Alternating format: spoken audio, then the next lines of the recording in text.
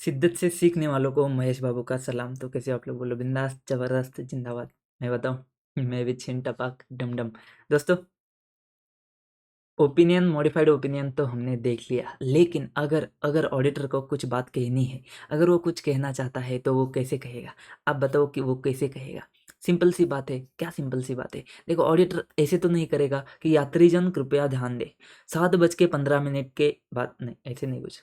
तो क्या करेगा? हजरात हजरात हजरात, सुनो सुनो सुनो भाई। ऑडिट रिपोर्ट दे रहा है ना, रिपोर्ट दे रहा है, कुछ तो प्रोफेशनल होना चाहिए। तो क्या होना चाहिए? देखो, सिंपल सी बात है। तो उन्होंने बोला, देख भाई, अगर तू कुछ कहना चाहता है, ओपिनियन तो तूने दे दिया है, लेकिन अगर तू कुछ कहना चाहता है ना, अगर तू कुछ कहना चाहता है तो ऐसे कह दे। कैसे कह दे भाई? देख, तेरे पास हम 3 पैराग्राफ दे देते हैं, उसमें से कोई 1 2 या तीनों के तीनों यूज करके तो क्या कर, अपने ऑडिट रिपोर्ट में बता दे। अच्छा जी। तो ऐसे ने कौन से 3 पैराग्राफ तुमको दे दिए? सबसे पहले ऐसे ने बोला, ले तेरे को दे देते हैं हम की ऑडिट मैटर। की ऑडिट मैटर। वैसे ऐसे ने तो इसको बाद में बोला है, क्योंकि ये तो बाद में ऐड हुआ है। लेकिन सबसे पहले ऐसे ने तुमको 2 दिए थे। कौन से 2 दिए थे? एक आता है emphasise, emphasise of matter and other matter, other matter. ठीक है। तो अब अब इसको बहुत प्यार से बोलेंगे। इसको बोलेंगे KAM, की ऑडिट मैटर। इसको बोलेंगे EOM, emphasise of matter. And उसको बोलेंगे OM, OM। ठीक है। तो 3 पैरा दे दिए और उसको बोला, देख भाई, तेरे को जैसे जमता है ना, इसमें से एक पैरा उठा, एक से ज़्यादा उठा, जितने भी उठाए, इसमें वो पैरा को तू ऐड करते रहे ऑडिट रिपोर्ट में। एंड तू है ना, जो तेरे को बताना है बता दे। तो बोला, अच्छा, तो क्या बताना है, क्या बताना है? देखो, एक बात तो सब में कॉमन है। क्या कॉमन है? मैटर। देखो, मैटर तो हुआ है, कुछ तो मैटर है जो ऑडिटर को बताना है। तो वो मैटर ऐसा है ना, जिसके ऊपर मॉडिफाइड ओपिनियन नहीं हो रहा है तुम्हारा, उस मैटर के ऊपर अपना ओपिनियन मॉडिफाई नहीं हो रहा है। अगर ओपिनियन मॉडिफाई हो रहा है ना, तो भाई तो 706 701 में क्या कर रहा है? तो 705 में जा। तेरे को बताया ना, qualify, 3 magical words, qualify, adverse, disclaimer. तो अपना ओपिनियन मॉडिफाई करना। इधर क्यों आया है? इधर तो तेरे को सिर्फ एडिशनल इन्फॉर्मेशन बतानी है।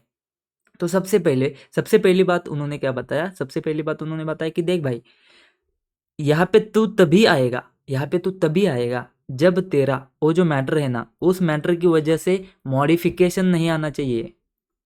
मॉडिफिकेशन नहीं आना चाहिए, नहीं आना चाहिए। मॉडिफिकेशन आ रहा है तो मॉडिफाई कर दे। मॉडिफिकेशन अगर आ रहा है ना उस मैटर की वजह से, तुम मॉडिफाई कर दे। अगर मॉडिफिकेशन नहीं आ रहा है ना, तो तू इधर आके तू मैटर को डिस्कस कर ले। ठीक है। दूसरी बात क्या हुई पता है क्या? तो यहाँ पे ऑडिटर जो मैटर डिस्क्लोज करने वाला था ना, तो ऑडिटर उसको बताएगा ऑडिट रिपोर्ट में। तो इस वजह से मैनेजमेंट ने क्या किया? मैनेजमेंट नालायक हमेशा की तरह, मैनेजमेंट बोलता है कि हम उसको एफएस में डिस्क्लोज नहीं करेंगे। क्यों? बोलेगा, भाई साहब ऑडिटर, आपने तो अपने ऑडिट रिपोर्ट में बता दिया है ना, तो हम एफएस में क्यों डिस्क्लोज करें? तो बोलने का, नालायक मैनेजमेंट, सुन मेरी बात। तेरा हमने ऑडिट रिपोर्ट में क्या देना है वो हमारी जिम्मेदारी है, एफएस में तूने जो देना है वो तेरी जिम्मेदारी है। तो एफएस में उसको देना ही पड़ेगा तेरे को। वो तूने एफएस में देना ही है उस मैटर को। ऐसा नहीं है कि हमने इसमें दिया इसकी वजह से तू एफएस में नहीं देता है। तू तेरा तेरा हिसाब से, तू तेरा तेरा कर, हम हमारे हिसाब से करेंगे। तो ऐसा नहीं होना चाहिए कि वो मैटर एफएस में डिस्क्लोज नहीं हो रहा है। तो 2 3 बातें आती है। एक तो ये सब्स्टिट्यूट नहीं है, सब्स्टिट्यूट। तो जो मैटर तुम बता रहे हो ना, ये सब्स्टिट्यूट नहीं होना चाहिए। किसके लिए? एक तो मॉडिफिकेशन के लिए, एंड दूसरा एफएस में डिस्क्लोजर देने के लिए। ये 2 चीज़ों के लिए सब्स्टिट्यूट नहीं होना चाहिए। मतलब ये चीज़ें छोड़ दो। अगर मॉडिफिकेशन के हिसाब से आता है तो मॉडिफाई करो। एफएस में डिस्क्लोजर, ऐसा नहीं है कि तुम ऑडिट रिपोर्ट में इस मैटर को EOM, OM या फिर KM पैरा में डाल देते हो, इसकी वजह से एफएस में से हटा रहे हो। ऐसा नहीं, एफएस में जो जाना चाहिए उसको एफएस में जाने दो, मॉडिफिकेशन में जो जाना चाहिए मॉडिफिकेशन में जाने दो। और फिर यहाँ पे मैटर में क्या आता है, देखो अब समझो। पहला जो है ना, वो तो है की ऑडिट मैटर। इसके नाम में ही ऑडिट है, इसके नाम में ही ऑडिट है। एंड साथ में की भी है। की मतलब हो क्या? चाबी नहीं, पूंजी नहीं। ठीक है। की मतलब क्या? की मतलब कि इंपॉर्टेंट वाले है भाई साहब, बहुत इंपॉर्टेंट है, सिग्निफिकेंट है। तो ऑडिट है, ऑडिट में सिग्निफिकेंट है। तो की ऑडिट मैटर मतलब क्या? वैसे वाले मैटर जो है ना, जो बहुत ज़्यादा मोस्ट मोस्ट मोस्ट सिग्निफिकेंट है, मोस्ट सिग्निफिकेंट है, मोस्ट सिग्निफिकेंट है किसमें? ऑडिट में। ठीक है।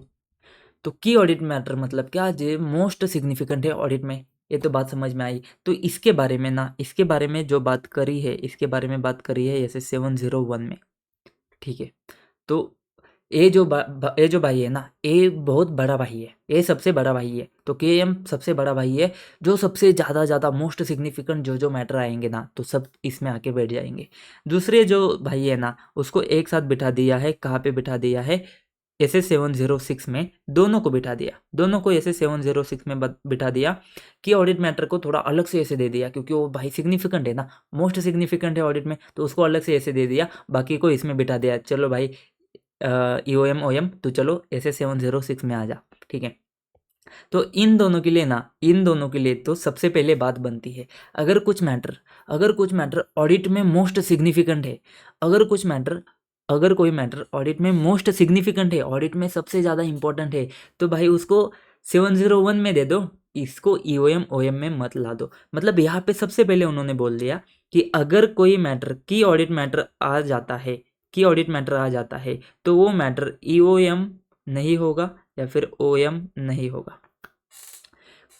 एक मैटर है, अगर उसके ऊपर मॉडिफिकेशन आता है ना, तो मॉडिफिकेशन में डाल दो, तो वो तुमको डिस्क्लोजर में इधर पैरा में आने की ज़रूरत नहीं है, उसको मॉडिफिकेशन में डाल दो, उसके हिसाब से मॉडिफिकेशन कर लो, ठीक है। फिर उन्होंने बोला कि ये तीन भाई है ना, सबसे बड़ा भाई की ऑडिट मैटर है, तो अगर कोई मैटर की ऑडिट मैटर होता है ना, तो वो छोटे भाई की बात नहीं करने की है। मतलब एक मैटर तुमको लगता है कि ई ओ एम आना चाहिए, ठीक है, ई ओ एम है एंड के एम भी है, तो अगर तुमको लगता है के एम है ना, तो ई ओ एम छोड़ दो, के एम में डाल दो। अगर तुमको लगता है कि ओ एम आना चाहिए, के एम भी आना चाहिए, तो तुमको अगर लगता है के एम आना चाहिए ना, तो के एम में डाल दो, ओ एम में मत डाल दो। मतलब सबसे बड़े भाई की सुनो, की ऑडिट मैटर की सुनो, अगर की ऑडिट मैटर आता है तो ओ एम में डालने की ज़रूरत नहीं है, ठीक है, समझ में आता है। अभी अभी एक बात बताओ कि ये जो ई ओ एम है ना, एक है तुम्हारे पास ई ओ एम, दूसरा है तुम्हारा ओ एम। हमने एक चीज तो समझ ली, जो के ए एम है ना, ये ऑडिट के बारे में बात करता है, ये तो हमने समझ लिया। एंड ऑडिट में भी मोस्ट सिग्निफिकेंट जो चीज़ें आती है ना, उसके बारे में बात करता है, ये हमने समझ लिया, मोस्ट सिग्निफिकेंट। तो के एम ऑडिट के बारे में बात करता है। समझो ई ओ एम किसके बारे में बात करता है। ई एम बोलता है हजरात हजरात हजरात, सुनो सुनो सुनो सुनो, ध्यान दो ध्यान दो ध्यान दो। मतलब क्या, यूजर का अटेंशन कहाँ पे होना चाहिए, यहाँ पे होना चाहिए। तुम्हारा अटेंशन कहाँ पे होना चाहिए, यहाँ पे होना चाहिए। तो यहाँ पे तुम्हारा अटेंशन, यूजर सारे लोग यहाँ पे ध्यान दो, कहाँ पे ध्यान दो, एफ में जो मैटर प्रेजेंट एंड डिस्क्लोज किया है, उसके ऊपर हम कुछ कहना चाहते हैं। एफएस में अगर कुछ चीज़ प्रेजेंट या डिस्क्लोज करी है, तो उसके ऊपर हम कुछ कहना चाहते हैं। अगर एफएस में वो चीज़ है एंड उसके ऊपर अगर आप कुछ कहना चाहते हो, तो तुम उसको ई ओ एम में, ई ओ एम का फुल फॉर्म क्या है, एम्फेसाइज ऑफ मैटर प्यारा। एम्फेसाइज मतलब क्या, इंपॉर्टेंस देना किसके ऊपर, जो एफएस में प्रेजेंट या डिस्क्लोज किया है। एंड अदर मैटर मतलब जो बच गए, ठीक है। ये अदर मैटर वैसे होते हैं जो ऑडिट के अंडरस्टैंडिंग के लिए इंपॉर्टेंट है, ऑडिट के अंडरस्टैंडिंग के लिए इंपॉर्टेंट है। तो सर अगर ये ऑडिट के अंडरस्टैंडिंग के लिए है, तो ये के एम में जाएंगे। नहीं भाई, के एम में सिर्फ मोस्ट सिग्निफिकेंट, बहुत बड़े बड़े, छोटे छोटे अगर ऑडिट के अंडरस्टैंडिंग के लिए सब ऑर्डर में आ जाएंगे। या फिर ऑडिटर को कुछ और बताना है, तो वो सारे मैटर कहाँ पे आ जाएंगे, ऑर्डर मैटर में आ जाएंगे। जो भी उसको बताना है सब कुछ कहाँ पे आ जाएगा, ऑर्डर मैटर में आ जाएगा। तो यहाँ पे ई ओ एम ओ एम का फ़र्क समझो। सबसे पहले ई ओ एम का फ़र्क ये है कि ओ एम जो है ना, ओ एम के जो मैटर है ना, एफएस में प्रेजेंट नहीं हुए हैं या फिर डिस्क्लोज नहीं हुए हैं। क्योंकि अगर प्रेजेंट एंड डिस्क्लोज है एफएस में, तो ईओएम में जाएगा। तो ईओएम ओएम में फ़र्क क्या है, ईओएम में यूज़र का अटेंशन कहाँ पे लाना है, उस मैटर के ऊपर जो एफएस में प्रेजेंट किया है एंड डिस्क्लोज किया है। ओएम के लिए ध्यान दे दो, ओएम के लिए क्या जाएगा तुम्हारा, ऑडिट के अंडरस्टैंडिंग के लिए जो तुमको बताना है ना यूज़र को, वो तुम्हारा कहाँ पे जाएगा, वो तुम्हारा जाएगा अदर मैटर पैरा में। एंड उसमें भी तुमने ध्यान रखना है, उसमें तुमने ध्यान रखना है कि ये जो मैटर है ना, ओ एफ एस में प्रेजेंट एंड डिस्क्लोज नहीं होना चाहिए। सुनो सुनो सुनो, बेसिक बेसिक बेसिक एकदम बेसिक पे वापस आते हैं। हमने बोला हमारे पास तीन तीन मैटर है, तीन भाई है। कौन से, एक है की ऑडिट मैटर, एक है E O M and O M, K A M E O M O M. ठीक है, KM EOM OM, ठीक है, KAM क्या है तुम्हारा, KAM क्या है, की ऑडिट मैटर है। तो हमने बोला कि ऑडिट में जो मोस्ट सिग्निफिकेंट है, बहुत ही खतरनाक वाले जो चीज़ें हैं वो सारे तुम्हारे KM में आ जाएंगे। फिर हमने बोला FS में अगर कुछ चीज़ बताई गई है, अगर FS में कुछ चीज़ बताई गई है तो FS के लिए, FS को समझने के लिए, यूज़र के अंडरस्टैंडिंग में ये चीज़ समझने के लिए FS के ऊपर ध्यान दे दो, नोट नंबर ये, इसके ऊपर ध्यान दे दो। ये चीज़ कौन करेगा, EOM करेगा, और बाकी सारी चीज़ें कौन करेगा, OM करेगा। ठीक है, समझ में आया? इतनी बात समझ में आई क्या? अभी तक इतनी बेसिक सी चीज़ क्लियर हुई क्या? कुछ कुछ एग्जांपल लेते हैं तो बहुत अच्छे से समझ में आएगा, तब तक नहीं समझेगा। ठीक है, अभी मान लीजिए एक एग्जांपल किसके लेते हैं, एग्जांपल लेते हैं, ठीक है, एग्जांपल लेते हैं कि मान लीजिए ऑडिटर को है ना एक चीज़ में चेक करने में बहुत ज़्यादा दिक्कत जाती है, जैसे कि फाइनेंशियल इंस्ट्रूमेंट कोई है जिसका कैलकुलेशन करना है, बहुत कॉम्प्लेक्स वाली कुछ तो चीज़ है, कैलकुलेशन करना है। उसके लिए ऑडिटर को क्या करना पड़ा पता है क्या, एक्सपर्ट लगाना पड़ा। ऑडिटर का जो सीनियर है ना, सीनियर, उसका बहुत ज़्यादा टाइम इसके ऊपर गया। बहुत बड़ी बड़ी बातें हैं, मतलब यहाँ पे कौन सी बातें आएंगी पता है क्या, यहाँ पे वो बातें आएंगी जहाँ पे रिस्क जो है ना भाई हाई रोमम है, हाई रोमम, बहुत ज़्यादा रिस्क है ऑडिटर को लगता है। या फिर सिग्निफिकेंट जजमेंट है, किसके जजमेंट है सिग्निफिकेंट, ऑडिटर के जजमेंट है। ऑडिटर के सिग्निफिकेंट जजमेंट किसके ऊपर, मैनेजमेंट के जजमेंट के ऊपर, ठीक है। या फिर बहुत ज़्यादा सिग्निफिकेंट इवेंट या फिर ट्रांजैक्शन है। ऐसे बड़ी बड़ी बातें, बहुत बड़ी बड़ी बातें जो बहुत ज़्यादा सिग्निफिकेंट तो होना ही चाहिए भाई, बहुत ज़्यादा सिग्निफिकेंट है। तो वो सारी चीज़ें कहाँ पे आएगी, तुम्हारी की ऑडिट मैटर में आएगी, जहाँ पे तुमको बताना पड़ेगा भाई ये मैटर है ना हमारे लिए बहुत इंपॉर्टेंट था। जैसे कि अगर कुछ ERP वगैरह सिस्टम उन्होंने डाल दिया है तो ERP सिस्टम समझना, उसमें अगर नया ERP सिस्टम इम्प्लीमेंट हुआ है तो उसमें हमारा बहुत ज़्यादा टाइम गया भाई वो सब समझने में। तो वो सारी चीज़ें ना ऑडिट में तुम्हारा ज़्यादा टाइम कहाँ पे गया है, ज़्यादा डिफ़िकल्ट चीज़ें कौन सी थी, ज़्यादा मोटी चीज़ें, सिग्निफिकेंट चीज़ें कौन सी थी, वो सारी चीज़ें तुमने कहाँ पे बतानी है, वो तुमने की ऑडिट मैटर में बतानी है। तो भाई साहब मुझे एक बात बताओ, तो एम्फेसाइज EOM पैरा में क्या बताना है, EOM पैरा में ये बताओ कि जो FS में प्रेजेंट है या फिर डिस्क्लोज है। फॉर एग्जाम्पल दे दो भाई सब कुछ। तो देखो भाई साहब, ऐसे 210 में हमने कुछ बात करी थी, क्या बात करी थी, हमने बात करी थी प्री कंडीशंस कुछ होने चाहिए, जैसे कि FRF तुम्हारा एक्सेप्टेबल होना चाहिए, एंड मैनेजमेंट से तुम कुछ तो कंफर्म करके ले लो। क्या FRF के हिसाब से तुमने FS बनाया है, internal control design implementation maintenance की जिम्मेदारी तुम्हारी है, हमको तुमने all information, additional information, unrestricted access देना है। ये सब बातें हमने करी थी प्री कंडीशंस में, जैसे 210 में। वहाँ पे हमने बात करी थी ये जो FRF है ना, वो FRF एक्सेप्टेबल है अगर तुमको, तभी तुम क्या करो, एक्सेप्ट कर लो एंगेजमेंट। लेकिन अगर FRF अनएक्सेप्टेबल है ना, FRF अनएक्सेप्टेबल है, एंड लॉज एंड रेगुलेशंस बोलते हैं कि तुमने इसको एक्सेप्ट करना है। लॉज एंड रेगुलेशन, अगर लॉ भाई ने बोला तो मानना पड़ेगा, लॉज एंड रेगुलेशंस के हिसाब से तुमने इसको एक्सेप्ट किया है ना, तो ये चीज़ FRF जो है ना, क्योंकि फाइनेंशियल रिपोर्टिंग फ्रेमवर्क है तो FS में है, वो FS में जो बना है, तो वो चीज़ वो अनएक्सेप्टेबल है, लेकिन तुमने एक्सेप्ट किया है ऑडिट, तो ये चीज़ तुमने कहाँ पे बतानी है, ये चीज़ तुमने EOM पैरा में बतानी है।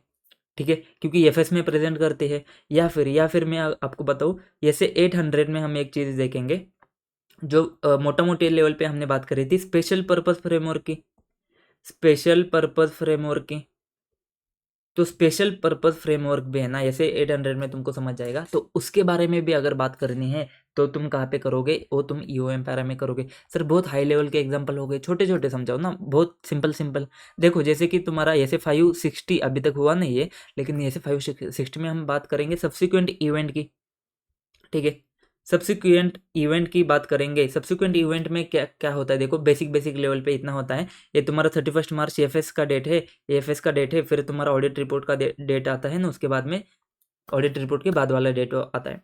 तो ठीक है, तो यहाँ पे कुछ इवेंट होते हैं या फिर यहाँ पे कुछ फैक्ट तुम्हारे सामने आ जाते हैं, तो उसके बारे में जो है तुम एफएस में बता देते हो, अगर तो तुम एफएस में बता देते हो तो उसके ऊपर जो पैरा आएगा ना वो ईओएम पैरा में तुम बता दे दो। अभी ये ईओएम पैरा में भी आता है अगर एफएस में डिस्क्लोज हो रहा है, और एफएस में अगर डिस्क्लोज नहीं हो रहा है तो ये सेम चीज़ ओएम पैरा में भी आती है। तो ऐसे 560 जो है ना सब्सिक्वेंट इवेंट का ए ईओएम में भी आएगा एंड ए ओएम में भी आएगा, ठीक है।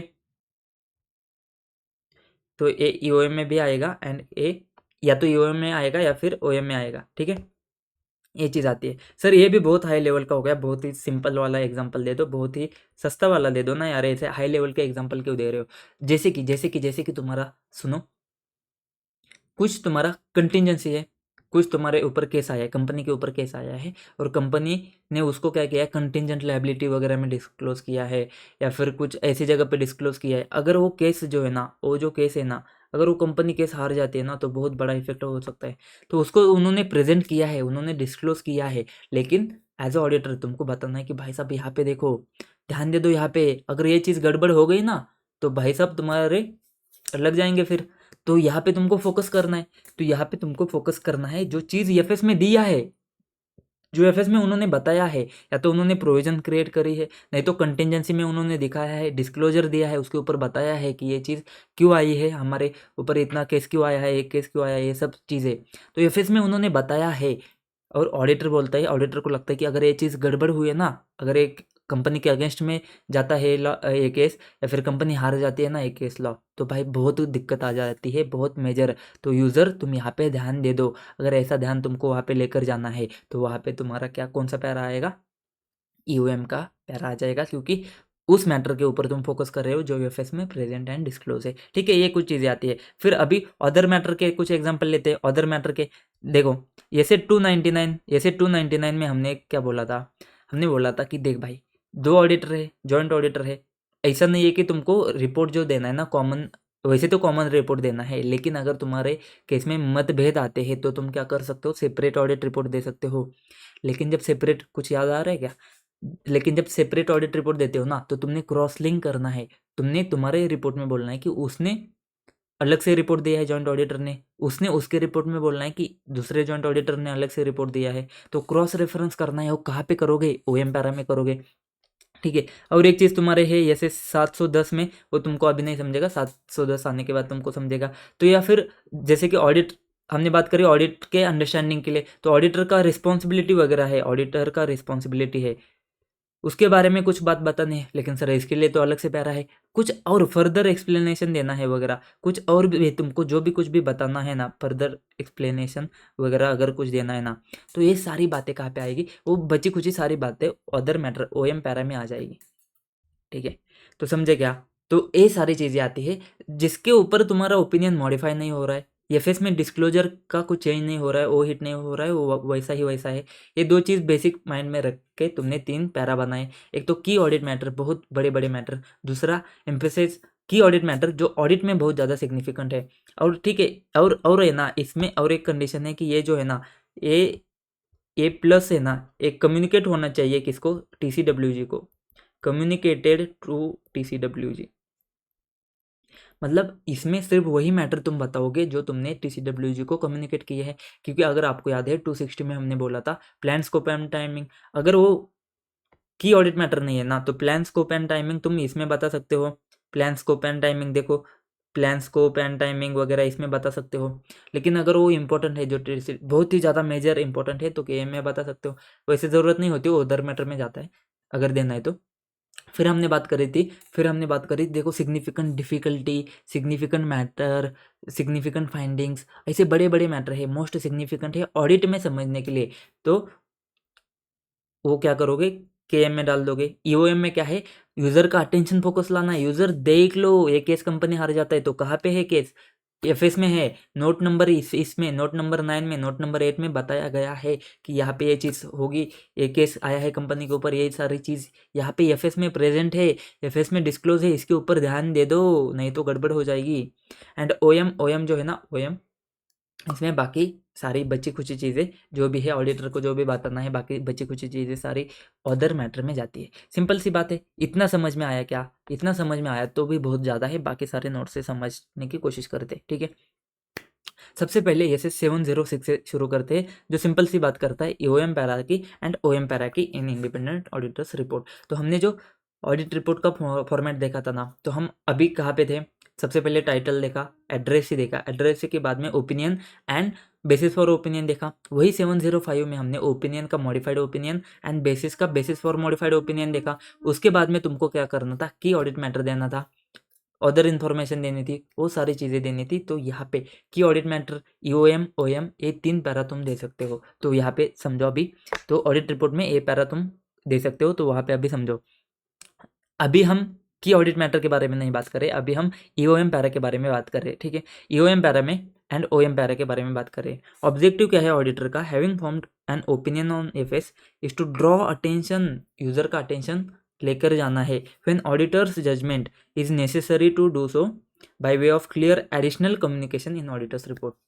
When in auditor's judgement necessary है कि वो यूजर का अटेंशन लेकर आए, वो एडिशनल कम्युनिकेशन कर सकते हैं ऑडिटर्स रिपोर्ट में, एडिशनल एक पैरा दे सकते हैं। अब मैटर अल्दो अप्रोप्रिएटली प्रेजेंट किया है या फिर डिस्क्लोज किया है एफएस में अच्छे से दिया है उन्होंने, कोई टेंशन नहीं है, मॉडिफाइड नहीं जा रहा है, एफएस में उन्होंने दिया है। That is of such importance that is fundamental to users understanding of FS.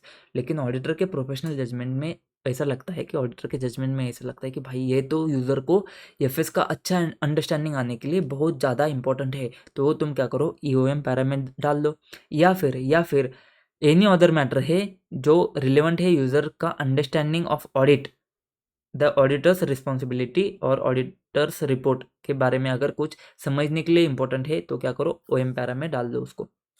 समझ में आया? अगर एफएस में प्रेजेंट डिस्क्लोज किया है मैटर तो उसको ईओएम पैरा में तुम डाल दो। अगर ऑडिट के अंडरस्टैंडिंग के लिए, ऑडिटर का रिस्पॉन्सिबिलिटी समझने के लिए, ऑडिटर का रिपोर्ट समझने के लिए, या फिर कोई भी अदर मैटर रहेगा तो उसको क्या करो, अदर मैटर में उसको डाल दो, ठीक है। समझ में आता है? तो ये तुम्हारा स्कोप एंड ऑब्जेक्टिव है। When to give EOM para in auditor's report, तो ईओएम पैरा कब देना है समझो।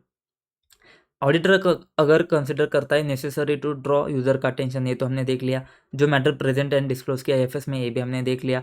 एंड ऑडिटर के जजमेंट में लगता है कि वो बहुत इंपॉर्टेंट है, that is a fundamental to users understanding of FS. तो यूजर के अंडरस्टैंडिंग के, यूजर को एफएस के अंडरस्टैंडिंग के लिए बहुत ज़्यादा इंपॉर्टेंट है, फंडामेंटल है। तो the auditor shall include EOM para, emphasise of matter para in auditor's report, provided क्या? Provided the auditor would not be required to modify the opinion in accordance with SA 705 as a result of the matter, and when SA 701 apply, the matter has not been determined to be KM। जो सबसे पहले हमने दो बात करी थी कि अगर बड़ा भाई है ना तो छोटे भाई साइड में हट जाओ। KM अगर आता है ना, अगर वो सेम मैटर अगर तुमने KM कंसिडर किया है ना, की ऑडिट मैटर कंसिडर किया है ना, तो ईओएम में उसको मत डाल दो, ठीक है। अगर वो सेम मैटर तुमने KAM की ऑडिट मैटर कंसिडर किया है ना, तो ईओएम में उसको मत डाल दो। एंड दूसरी बात हमने एक बात करी थी, वो सेम मैटर, उसी मैटर की वजह से अगर मॉडिफिकेशन आना है ना, तो भाई वो उसको ऊपर मॉडिफिकेशन कर दो, उसको ईओएम में सेटल मत करो। सबसे बड़ा कन्फ्यूजन तुमको भी आएगा और आएगा ही। तुमको लगेगा कि अगर मॉडिफाइड ओपिनियन जाता है तो उसमें ईओएम पैरा नहीं आता है।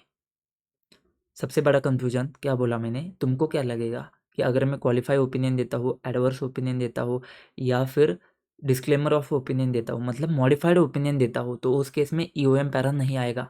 दोस्त ऐसा नहीं है। मॉडिफाइड ओपिनियन के केस में भी ईओएम पैरा आ सकता है। कैसे आ सकता है? अगर किसी और मैटर के ऊपर तुमको अटेंशन देना है, मॉडिफाई किसी और मैटर की वजह से हुआ है एंड तुमको किसी और मैटर के ऊपर अटेंशन देना है, तो ऐसा मत मानो कि मॉडिफिकेशन के केस में ईओएम नहीं आएगा।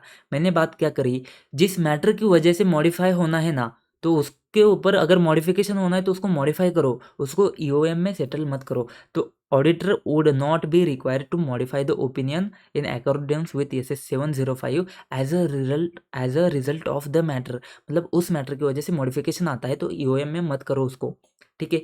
लेकिन इसका मतलब नहीं है, देखो यहाँ पे लिखा है, ऐसा नहीं है कि जिस रिपोर्ट में मॉडिफिकेशन होगा उसमें ईओएम पैरा नहीं आएगा, ऐसा नहीं है, ठीक है। ऐसे का कहना है कि अगर किसी मैटर की वजह से मॉडिफाई होना है तो उसको मॉडिफाई करो, उसको ईओएम में सेटल ना करो भाई, ठीक है।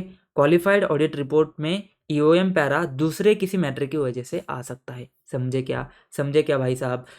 है बहुत छोटी सी बात, लेकिन एमसीक्यू में आता है भाई, 2 मार्क उड़ा देगा, या फिर तुम लिखते हो तुमको अंडरस्टैंडिंग में कंफ्यूजन हो जाएगा।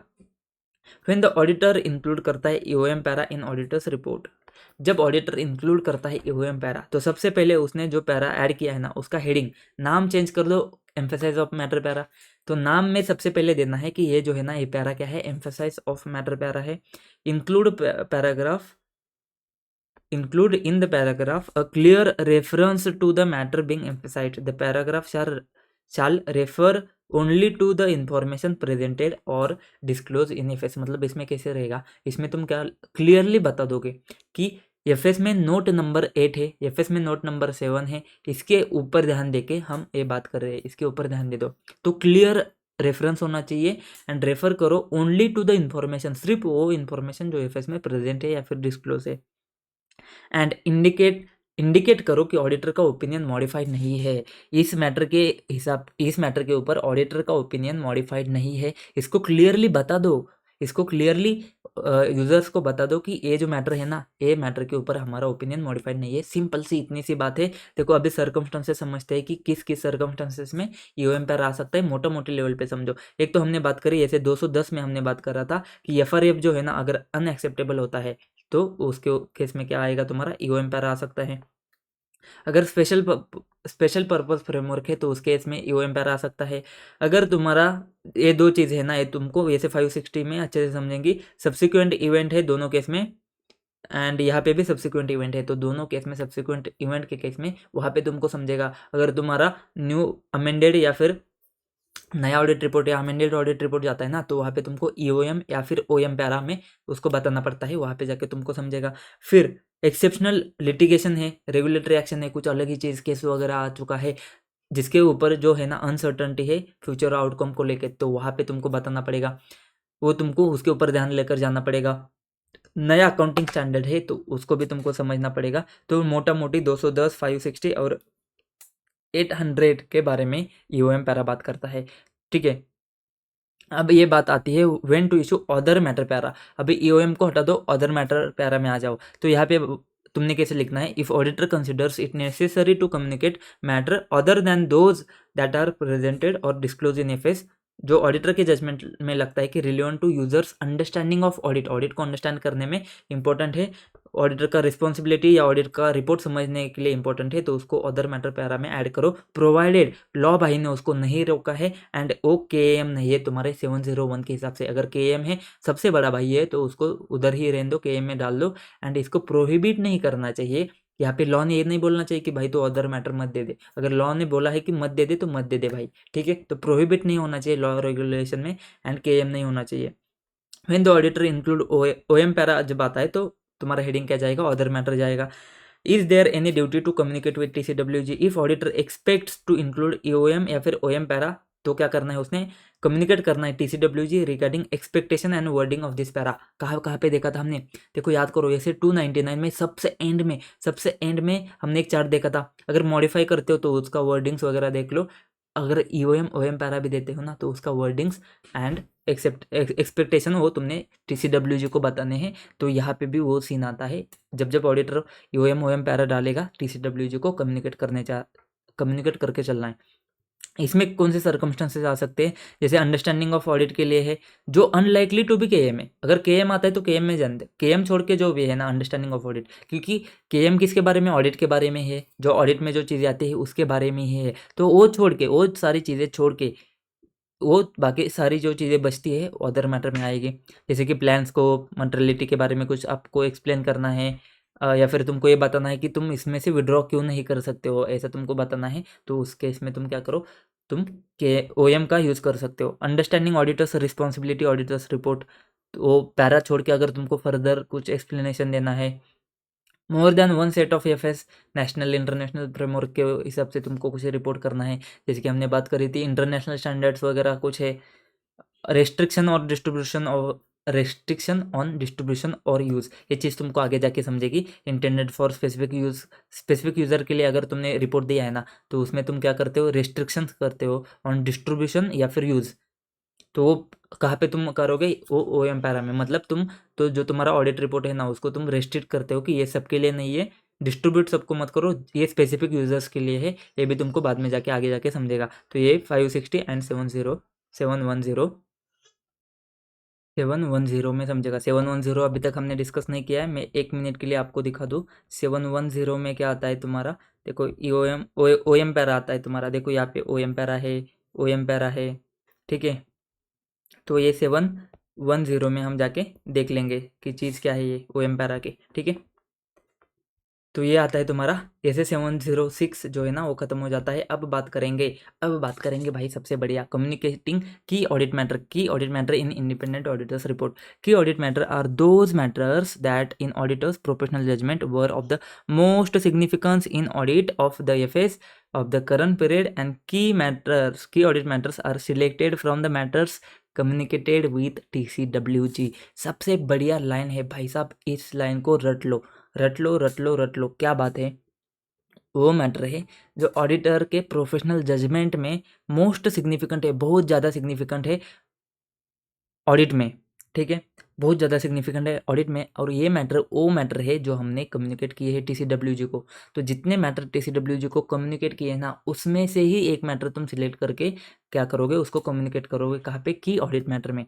पर्पस क्या है इसका भाई, पर्पस क्या है, right short note on the purpose of communicating key audit matter, ठीक है। क्या पर्पस है, communicating key audit matter assist करता है इंटेंडेड यूजर को in understanding entity and areas of significant management judgement in audited affairs. Objective क्या है, to enhance communicative value of auditor's report. Auditor के रिपोर्ट की वैल्यू को बढ़ाएगा ना भाई, तुम इतना डिटेल में अगर रिपोर्ट देते हो, बहुत घुस घुस के सारी चीज़ें बताते हो, तो भाई तुम्हारा वजन बढ़ जाएगा ना, ऑडिट रिपोर्ट का वजन बढ़ जाएगा। एनहांस करेगा क्या, communicative value of auditor's report by providing greater transparency about the audit that was performed. जो ऑडिट तुमने किया है उसके ऊपर ग्रेटर ट्रांसपेरेंसी बता के तुम उसमें ऐड करने के बाद ग्रेटर ट्रांसपेरेंसी हो जाएगा तुम्हारा, ठीक है। To assist the user in understanding those matter, to assist करेगा यूजर को in understanding those matters that in auditor's professional judgement were of the most significance in audit of the FS of the current period. तो user का understanding अच्छे से बन जाएगा, ठीक है। ये चीज़ आती है, ये सिंपल सी चीज़ आती है, स्कोप को समझते हैं। तो स्कोप में हमने बात करी थी क्या, communicating KAM in auditor's report is not a substitute for. देखो ये बात हमने हर जगह पे करी थी कि अगर तुम्हारा एफएस में डिस्क्लोजर जाता है तो उसका सब्सटीट्यूट नहीं है। एफएस में डिस्क्लोजर जाता है तो जाने दो, KAM तुम्हारा सब्सटीट्यूट नहीं है। अगर तुमको किसी मैटर में मॉडिफिकेशन करना है तो मॉडिफिकेशन करो, KAM तुम्हारा सब्सटीट्यूट नहीं है। Reporting in accordance with SA 570, ये क्या है हम 570 में अच्छे से समझेंगे, यहाँ पे भी अच्छे से समझते हैं, क्या टेंशन नहीं भाई। रिपोर्टिंग इन अकॉर्डेंस विथ 570, नीचे एक पॉइंट आएगा तब हम समझते हैं। अगर 570 मतलब क्या है, गोइंग कंसर्न वाला पार्ट है, तो गोइंग कंसर्न का अगर केस है ना, तो गोइंग कंसर्न है कि तुम्हारे लिए ऑडिट के लिए बहुत इंपॉर्टेंट है, ठीक है। गोइंग कंसर्न जो मैटर है ना वो ऑडिट के लिए बहुत इंपॉर्टेंट है, लेकिन वो क्या बोलता है कि देख, अगर ऑडिट के लिए इंपॉर्टेंट है वो तो बात हमने सुन ली, लेकिन इसको है ना क्या कर, तू 570 के हिसाब से ही ट्रीट कर। तो जो है ऑडिट के लिए इंपॉर्टेंट, लेकिन गोइंग कंसर्न में जाके तुम जाके समझ कि वहाँ पे क्या करने की ज़रूरत है, वहाँ पे जो करने की ज़रूरत है वैसे ही कर। तो यहाँ पे मत आ, है इंपॉर्टेंट मान लिया, लेकिन यहाँ पे मत आ, वहाँ पे जा, ठीक है। Separate opinion on individual matter, अगर ये सारी चीज़ आती है तो तुम्हारा KAM सब्सटीट्यूट नहीं है, तो KAM होना चाहिए। तो ये एप्लीकेबल किसको है, देखो अभी के लिए तो एप्लीकेबल है, मैंडेटरी है लिस्टेड एंटिटी के लिए। तो लिस्टेड एंटिटी के लिए तो भाई सब कुछ मैंडेटरी है। लिस्टेड एंटिटी जब आता है भाई, पहले में पता नहीं है इस सिचुएशन में अपने आप आगे कैसे आ जाता है, वैसा काम है लिस्टेड एंटिटी का, ये अपने आप आगे आ जाता है, ये मैंडेटरी इसको हो ही जाता है। बाकी जो है ना, बाकी ऑडिटर का डिस्क्रिप्शन है, अगर नॉन लिस्टेड एंटिटी के लिए ऑडिटर चूज करेगा, उसको लगता है देना है तो दे दे, नहीं देना है तो मत दे दे, ठीक है। लीगल एंड रेगुलेटरी में क्या है तुम्हारा, अगर KAM communication might be mandatory if mandated by law and regulation. तो लॉ भाई ने बोला तो बोला, क्या बात है भाई। तो तीन चीज़ है किसको एप्लीकेबल है, एक तो listed entity, non listed entity के लिए मैंडेटरी नहीं है, ऑडिटर का डिस्क्रिप्शन है, एंड लॉ भाई ने बोला तो बोला दे दो। एक्सेप्शन टू रिपोर्टिंग KAM, तो कुछ केस में KAM तुमको नहीं देना है, ऐसे एक्सेप्शन से क्या केसेस है देखते। क्वेश्चन क्या है तुम्हारा, right short note on KAM and circumstances in which matter determine to be KAM are not communicated in auditor's report. मतलब किसी मैटर को तुम डिटरमाइन करते हो कि ये की ऑडिट मैटर है, लेकिन फिर भी ऑडिट में नहीं है, नहीं आएगा, ऑडिट रिपोर्ट में नहीं आता है। ऐसा भी हो सकता है क्या कि तुमने कि ऑडिट मैटर डिफाइन किया है लेकिन ऑडिट में नहीं आएगा? क्यों नहीं आएगा ऑडिट रिपोर्ट में? देखो, circumstances in which matter determined to be KM is not communicated in auditor's report. ऐसे कौन से सर्कमस्टांसेस है? Auditor shall describe each KM in auditor's report. तो उसने तो हर की ऑडिट मैटर डिस्क्राइब करना है अनलेस हर की मैटर डिस्कस करना है unless legal and regulatory restrictions. तो जितने तुम्हारे पास की ऑडिट मैटर है, मान लीजिए 5 की ऑडिट मैटर है, तो आपने 5 के 5 की ऑडिट मैटर डिस्कस करने हैं। लेकिन ऐसा है कि लॉ भाई ने रोक दिया है 3 नंबर का की ऑडिट मैटर है ना, उसको लॉ भाई ने रोक दिया है। तो लॉ भाई ने अगर रोक दिया है तो वो नहीं आएगा। तो सबसे ऊपर कौन है? लॉ एंड रेगुलेशन है। लीगल एंड रेगुलेटरी रेस्ट्रिक्शंस अगर आते हैं तो उसको कम्युनिकेट मत करो। दूसरा है ना, इन वेरी रेयर सिचुएशन, बहुत ही रेयर, बहुत ही एक्सेप्शनल, बहुत ही रेयर केस में ऐसा हो सकता है कि auditor may decide not to communicate a KM in the report if the potential negative consequences outweigh public interest in knowing about it. These decisions requires careful justification. क्या बात है। इसमें देखो, ऑडिटर को लगता है कि है तो एक ही ऑडिट मैटर, लेकिन अगर ये मार्केट में आ गया ना भाई, वाट लग जाएगी, ये पब्लिक के इंटरेस्ट में नहीं है, इसके निगेटिव कॉन्सिक्वेंसेस हो सकते हैं, बहुत ही ख़राब कॉन्सिक्वेंसेस हो सकते हैं, तो इसको मार्केट में नहीं आना ही बेहतर है। तो ये बहुत ही रेयर सिचुएशन है, बहुत ही रेयर केस है। तो इसके लिए तुमको क्या करना पड़ेगा? केयरफुल जस्टिफिकेशन तुम्हारे पास होना चाहिए कि अगर किसी की ऑडिट मैटर को तुम नहीं दे रहे हो ना, तो उसके लिए तुम्हारे बैकएंड में केयरफुल जस्टिफिकेशन होना चाहिए कि इस मैटर को तुम क्यों नहीं कर रहे हो भाई साहब, इस मैटर को तुम क्यों नहीं डिस्क्लोज करते हो। तो ये बहुत ही क्या बोलते हैं, सेंसिटिव एरिया है उसको, ठीक है। इसमें प्रोफेशनल जजमेंट आएगा, इसमें तुम ऐसे नहीं बोल सकते हो कि ऐसा है वैसा है। तो बहुत ही ज़्यादा सेंसिटिव एरिया है, इसलिए बहुत रेयर सिचुएशन में आता है। क्या है तुम्हारा? ऑडिटर में डिसाइड नॉट टू कम्युनिकेट की audit matter in the report if potential negative consequences आते हैं जो आउटवे करते public interest in knowing about it. मतलब वो समझने से जो तुम्हारा इंटरेस्ट, मतलब पब्लिक इंटरेस्ट में जो अच्छा है ना वो करो। पब्लिक इंटरेस्ट अगर पब्लिक उसको समझती है ना, तो उसको नेगेटिव कॉन्सिक्वेंसेस होते हैं तो मत करो। ये बहुत ही रेयर केस आती है। एंड दूसरी बात है डिस्क्लेमर ऑफ ओपिनियन। क्या अब तुमको समझा? जैसे 705 प्रोहिबिट करता है कि audit matter communication when auditor disclaims an opinion. क्योंकि डिस्क्लेमर में तो तुमको पता है कि ऑडिट किया ही नहीं है तुमने। अगर ऑडिट किया ही नहीं है तो कौन सा ऐसा मोस्ट सिग्निफिकेंट मैटर है कि तुम्हारे ऑडिट में आया है? आया ही नहीं है ना भाई, ऑडिट कैसे करोगे? डिस्क्लेम तुमने तो बता दिया कि we were engage to audit, we have audited, नहीं बताया तुमने। तो इसमें की ऑडिट मैटर डाल के क्या करोगे भाई साहब? बताइए आप कैसे डालोगे? तो मत डालो ना। अगर तुम्हारा डिस्क्लेम करते हो तो ये मत डालो। तो किस चीज़ पे तुम डिसाइड करोगे कि मैटर KM है? डिटरमाइनिंग KM किस चीज़ के ऊपर तुम डिसाइड करोगे? The auditor shall determine from the matters communicated to CWG। पहला लाइन याद करो, मैंने बोला था आपको ये KM जो है ना वो उसी मैटर से, याद रखना है, MCQ के लिए बहुत इंपॉर्टेंट है कि ऑडिट मैटर उसी मैटर में से आते हैं जो मैटर कम्युनिकेट किए हैं TCWG के लिए। Those matters that require significant auditors attention in performing audit, जिसके लिए ऑडिटर का सबसे ज़्यादा ध्यान गया है ऑडिट करते समय। In making this determination auditor shall take into account the following. क्या हमने बात करी थी? Area of higher assess ROMM, जहाँ पे रोमम ज़्यादा है, या फिर सिग्निफिकेंट रिस्क आइडेंटिफाई होती है जैसे 315 के हिसाब से। सिग्निफिकेंट ऑडिटर का जजमेंट है relating to areas in FS that involve significant management का जजमेंट इंक्लूडिंग अकाउंटिंग एस्टिमेट जिसका हाई एस्टिमेशन अनसर्टनिटी है, and the effect on the audit of the significant event और transaction that occur during the period. The auditor shall determine which of the matter determined in accordance with above were of the most significance in audit of the FS of current period and therefore are key audit matter। क्या बोला? की audit matter को determine कैसे करना है? Higher assess ROMM, जहाँ पे रोमम ज़्यादा है ना, रोमम ज़्यादा है तो तुमको क्या करना पड़ेगा? वो तुमको देखना पड़ेगा। अगर रोमम ज़्यादा है, रिस्क बहुत सिग्निफिकेंट है, सिग्निफिकेंट जजमेंट है, मैनेजमेंट के जजमेंट के ऊपर, या फिर एस्टिमेशन अनसर्टनिटी है, हाई एस्टिमेशन अनसर्टनिटी है, या फिर सिग्निफिकेंट इवेंट या ट्रांजेक्शन जो अफेक्ट करते हैं ऑडिट को।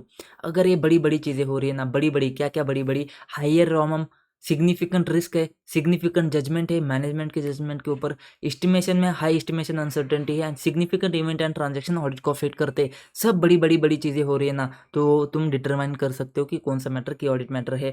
Auditor shall determine which of the matter determined in accordance with above, जो ऊपर तुमने 3 पॉइंट डिस्कस किए, वर मोस्ट सिग्निफिकेंस इन ऑडिट, जो मोस्ट सिग्निफिकेंस है एंड देयरफॉर की ऑडिट मैटर है। ठीक है, अभी बात सिंपल से आती है, कम्युनिकेट करना है तुमको की ऑडिट मैटर। ठीक है, कम्युनिकेटिंग की ऑडिट मैटर, तो हमने बात करी थी कहाँ पे, जैसे 700 में हमने बात करी थी कि ऑडिट मैटर के लिए तुमने क्या करना है, तुमने डिस्क्राइब करना है कुछ कुछ चीज़ें।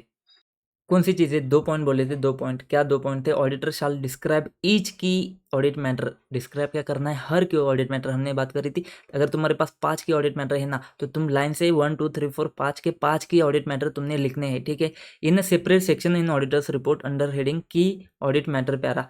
ठीक है, तो इसके अंदर तुमने सबसे पहले 2 पॉइंट लिखने हैं, उसके बाद में तुमने ईच की ऑडिट मैटर लिखना है। सबसे पहले 2 पॉइंट मोटा मोटी लेवल पे हमने वहाँ पे भी देखे थे, हम यहाँ पे अच्छे से देख रहे हैं कि audit matter are those matters that in auditor's professional judgement, auditor के प्रोफेशनल जजमेंट में were of the most significance in audit, and these matter were addressed in the context of audit of FS as a whole and informing the auditor's opinion thereon. Auditor does not provide separate opinion on this matter. तो सबसे पहली बात तुम बताओ कि professional judgement में, auditor के professional judgement में ये जो मैटर है ना, वो मोस्ट सिग्निफिकेंस है, वर most significance in audit, audit में मोस्ट सिग्निफिकेंस मैटर थे, and the matter were address in the context of audit, these matter were address in the context of audit of the FS as a whole in the forming the auditor's opinion thereon, and the auditor does not provide a separate opinion on this matter. separate opinion नहीं दे रहा है भैया, separate opinion नहीं दे रहा है। समझे क्या कुछ, समझे क्या कुछ? तो तुमने क्या बताना है, डिस्क्राइब करना है कि जो मोस्ट सिग्निफिकेंस ऑडिट में है वो मैटर हमने यहाँ पे डिस्कस करने हैं, एंड की ऑडिट मैटर क्या होते हैं उस तुम पहले उसको बताओ, किसको, यूजर को बताओ कि की ऑडिट मैटर क्या होते हैं। की ऑडिट मैटर वो मैटर होते हैं कि ऑडिटर के प्रोफेशनल जजमेंट में जो मोस्ट सिग्निफिकेंस है इन ऑडिट, वो वाले मैटर की ऑडिट मैटर होते हैं, and this matter were address in the context of audit of FS. FS को ऑडिट करते करते ये मैटर एड्रेस हुए हमको as a whole in forming the auditor's opinion thereon, and the auditor does not provide separate opinion on this matter. तो तुमने बताना है कि इसके ऊपर हमारा सेपरेट ओपिनियन नहीं जा रहा है, ताकि तुमको कन्विंस, तुमको यूज़र को बताना है ना भाई, तो पहले ये बताओ कि ये मोस्ट सिग्निफिकेंस है ऑडिट में, एंड इसके ऊपर हमारा ओपिनियन, सेपरेट ओपिनियन नहीं दे रहे हैं हम, ये जो है यहाँ पे सिर्फ की ऑडिट मैटर ये सारे हैं। ठीक है, तो तुम उसके बाद में डिस्क्रिप्शन कर दो ईच की ऑडिट मैटर का, सारे 1 2 3 4 5 सारे सीक्वेंस में की ऑडिट मैटर बता दो, and include the reference to related disclosures if any. अगर वो एफएस में प्रेजेंट है, क्या ऐसा हो सकता है क्या कि जो एफएस में प्रेजेंट है तो की ऑडिट मैटर भी होगा वो, एंड तुम्हारा ईओएम भी होगा। तो हमने बात करी अगर कुछ भी हो, ईओएम हो ओएम हो, अगर वो की ऑडिट मैटर बनते हैं तो की ऑडिट मैटर में आएगा। ठीक है, तो की ऑडिट मैटर में सबसे ज़्यादा है। अगर वो डिस्क्लोजर है, डिस्क्लोजर दिया है, तो उसको तुम क्या करोगे, रेफरेंस दोगे कि नोट नंबर 6 है, नोट नंबर 7 है, नोट नंबर 8 है, उसको तुम रेफरेंस करोगे एंड एड्रेस करोगे कि why the matter was considered to be one of the most significance in audit. तो बताओ भैया, तुम क्या बताओ, अभी अभी वो मैटर तुमने बता दिया, बताओ कि ये मैटर तुम्हारा मोस्ट सिग्निफिकेंस इन ऑडिट क्यों है, ऑडिट में मोस्ट सिग्निफिकेंट क्यों है, एंड देयरफॉर तुमने की ऑडिट मैटर डिटरमाइन किया है, तो तुम बताओ कि वाई वाई वाई, क्यों क्यों क्यों क्यों ये वाला मैटर जो है ना वो मोस्ट सिग्निफिकेंट है ऑडिट में, and therefore determined to be key audit matter, and how the matter was addressed in the audit। क्या बताना है, 2 चीज़ें, वो मैटर की ऑडिट मैटर क्यों है, एंड उसको ऑडिट में तुमने एड्रेस कैसे किया, सिंपल सी 2 बातें है ना। तो पूरा पूरा पैरा में क्या जाएगा, पूरे पैरा में क्या जाएगा उसको समझो। ऑडिटर शैल डिस्क्राइब ईच के एम, उसने सबसे पहले एक बताना है कि ऑडिट मैटर पैरा में की ऑडिट मैटर क्या होते हैं, कि ऑडिट मैटर वो मैटर होते हैं जो ऑडिटर के प्रोफेशनल जजमेंट में बहुत ज़्यादा इंपॉर्टेंट होते हैं ऑडिट के लिए। ठीक है, मोस्ट सिग्निफिकेंट इन ऑडिट वो वाले मैटर के ऑडिट मैटर होते हैं, एंड उसके ऊपर हम हमारा सेपरेट ओपिनियन नहीं देते हैं, वो तो वही है जो हमको ऑडिट करते करते जो हमने एड्रेस किए है वो मैटर हमने बता रहे हैं। तो वो मैटर है 1 2 3 4 सीक्वेंस में तुम बता दे दो, सीक्वेंस में तुमने बता दिया हर मैटर जो है ना, तुम बोलो कि ये मैटर की ऑडिट मैटर क्यों है, तो वो सबसे पहले बताना है कि why the matter is key audit matter, why the matter was consider to be one of the most significance, and उसकी वजह से उसको की ऑडिट मैटर बोला है, एंड फिर बता दो कि उसको तुमने ऑडिट में एड्रेस कैसे किया है। सिंपल सी बात है, अभी बात आती है interaction between description of K M and other elements required to be included in auditor's report. ये बात है भैया बहुत इंपॉर्टेंट, समझ गए? समझना पड़ेगा। क्या समझना पड़ेगा? इंटरेक्शन है तुम्हारा के एम के बीच में एंड अदर एलिमेंट के बीच में, कौन सा है? Auditor shall not communicate the matter in the K M section of the auditor's report when auditor would be required to modify the opinion. तो सिंपल सी बात है, ये बात तीनों जगह पे आती है। अगर किसी मैटर की वजह से मॉडिफिकेशन होना है तो मॉडिफाई कर दो ना भाई। अगर किसी चीज़ की वजह से मॉडिफिकेशन होना है तो मॉडिफाई कर दो। Matter giving rights to the matter giving rise to the modified opinion. अगर किसी चीज़ की वजह से ओपिनियन मॉडिफाई होना है तो मॉडिफाई कर दो, उसको के एम में मत करो सेटल भाई साहब। और क्या मटेरियल अनसर्टनटी, ये भाई ये 570 में बहुत मज़ा आएगा पढ़ने में। तो वो क्या बोलता है पता है क्या? अगर किसी चीज़ में material uncertainty related to event और कंडीशन दैट में significant doubt on ability to going concern exist करता है, ये फलाना रिमका तुमको सब समझ में आ जाएगा ऐसे 570 में। अभी के लिए समझो कि अगर ऐसे 570 आता है तो बोलता है कि के एम बोलता है खुद जाके कि जा भाई तू 570 के हिसाब से कर ले। अगर 570 आता है तो 701 सिर्फ इतना बोलता है कि जा भाई 570 के हिसाब से कर ले। अगर मॉडिफाइड ओपिनियन आता है तो ऐसे 701 बोलता है कि जा भाई 705 के हिसाब से कर ले। ठीक है, तो मॉडिफाइड आता है तो मॉडिफाइड के हिसाब से जा। अगर 570 गोइंग कंसर्न आता है तो गोइंग कंसर्न के हिसाब से जा। तो यहाँ पे मत आ जा भाई। ठीक है, तो ये तो बात आती है कि वो दोनों है कि ऑडिट मैटर। ठीक है, वो तो है बड़े मैटर, बहुत सिग्निफिकेंट है, बहुत सिग्निफिकेंट मैटर है। कौन से वाले मैटर? जिसकी वजह से मॉडिफिकेशन हो रहा है। तो मॉडिफिकेशन हो रहा है तो भाई ऑडिट में तो सिग्निफिकेंट है ना भाई। ऑडिट में सिग्निफिकेंट है तभी तो मॉडिफिकेशन हो रहा है। 570 तो अपने आप में ही बहुत बड़ा है, बहुत बहुत सिग्निफिकेंट मैटर है। तो अगर वो दो चीज़ें है उनके नेचर से कि audit matter, however in such circumstances these matter shall not be described in K M section of auditor's report, rather the auditor shall report on this matter in accordance with applicable. ऐसे मतलब है तुम्हारे की audit matter, वो matter है तुम्हारे की audit matter, लेकिन उसको उस रिस्पेक्टिव मैटर के हिसाब से ट्रीट करो। मॉडिफाई करना है तो मॉडिफाई करो, गोइंग कंसर्न में जाना है तो 570 में जैसे बताया है वैसे करो। इतनी सी बात आती है। And in K M section include reference to basis for qualified या फिर एडवर्स ओपिनियन और material uncertainty related to going concern. ठीक है, ये उन्होंने दिया है यहाँ पे रेफरेंस टू, रेफरेंस देना है। लेकिन एक क्वेश्चन में थोड़ा मिसकन्फ्यूजन हो जाता है रेफरेंस देना है कि नहीं देना है, लेकिन ये ऐसा उन्होंने दिया है भाई, प्रोनाउंसमेंट में भी ऐसा ही है। ठीक है, तो सिंपल सी बात है, इतना ही याद रखो इसमें कि तुम्हारा जो 705 के हिसाब से है वो की ऑडिट मैटर है, लेकिन तुमको डिसाइड करना पड़ेगा। उसको 705 के हिसाब से डिसाइड करो कि ऑडिट मैटर में लाने की ज़रूरत नहीं है। 570 के हिसाब से तो 570 के हिसाब से करो कि ऑडिट मैटर में डिस्क्राइब करने की कोई भी ज़रूरत नहीं है। समझे क्या? बुझे क्या मामू? सर्कमस्टेंसेस इन विच के एम पैरा में बी नेसेसरी। कैसे सर्कमस्टेंसेस है जिसमें के एम पैरा आ सकता है? देखो, एरिया जो अफेक्ट करते हैं ओवरऑल ऑडिट की स्ट्रैटेजी को, अलोकेशन ऑफ रिसोर्सेज को, एक्सटेंट ऑफ ऑडिट के एफर्ट को। मतलब क्या? ऑडिट टीम ने सिग्निफिकेंट टाइम स्पेंड किया। देखो ये जो है ना एक कीवर्ड्स है जो तुम्हारे क्वेश्चन में दिखेंगे कि ऑडिट टीम ने सिग्निफिकेंट टाइम स्पेंड किया है। Extent of involvement of senior personal बहुत ज़्यादा इन्वॉल्व हुए थे। ऑडिटर का एक्सपर्ट इन्वॉल्व हुआ था। ईआरपी सिस्टम इंप्लीमेंट हो रहा था। तो ये सारी जो बड़ी बड़ी बातें हैं ना, ये सारी बड़ी बड़ी बातें हैं। तो ये तुम्हारा के एम पैरा आएगा इसमें। बहुत ही डिफिकल्ट या फिर कॉम्प्लेक्स ऑडिटर के जजमेंट थे, डिफिकल्ट और कॉम्प्लेक्स ऑडिटर के जजमेंट है। सिग्निफिकेंट डिफिकल्टीज आती है। सिग्निफिकेंट डिफिकल्टी हमने कहा बात करी थी, 260 में बात करी थी। ग्रुप ऑडिट में या फिर रिलेटेड पार्टी के केस में कुछ होता है। ग्रुप ऑडिट हम ऐसे 600 में डिस्कस करेंगे एंड रिलेटेड पार्टी हम ऐसे 550 में डिस्कस करेंगे। तो बड़ी बड़ी बातें होती है, सिग्निफिकेंट डिफिकल्टी वगैरह आती है। एक्सेस रेस्ट्रिक्ट करते हैं तुम्हारा 550 रिलेटेड पार्टी के केस में, ग्रुप ऑडिट के केस में। तो ये सारे क्या है तुम्हारे की ऑडिट मैटर है। एंड अंडरटेकन अप्रोप्रिएट कंसल्टेशन लिया है तुमने किसी डिफिकल्ट और कंटेंशियस मैटर के ऊपर, तुमने क्या किया है कंसल्ट कंसल्टेशन लिया है। इसके ऊपर हमने 220 में बात करी थी। एंड लिस्ट में तुम एक काम करो, इसको हटा दो तुम यहाँ से। ठीक है, ये थोड़ा कंफ्यूजिंग हो जाएगा और तुमको इतना डिटेल में जानने की ज़रूरत भी नहीं है। तो ठीक है, ये वाला लाइन हटा दो। तो तुम यहाँ पे कौन से मेंशन कर सकते हो जो ऊपर मेंशन है? 260, 220, 550, 600, ये सारे ऐसे में तुम्हारा के एम आ जाएगा। ठीक है, इतनी बात समझो।